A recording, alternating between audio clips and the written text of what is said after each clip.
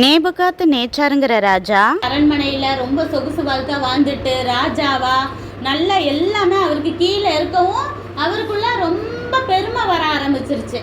அப்போ தேவன் அவருக்கு எப்படி அடி கொடுத்து அவருக்கு தண்டனை கொடுத்து திருத்தினாரு அப்படிங்கிறது தான் நம்ம பார்க்க போறோம். சரியா?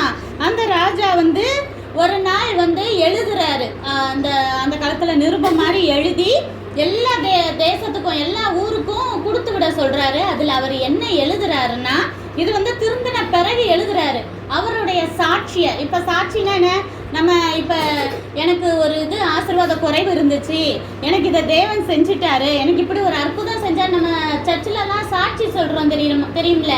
அதே போல இப்ப நேபுகாத்து நேச்சார் ராஜா திருந்தின பிறகு ஒரு நிருபம் எழுதுறாரு.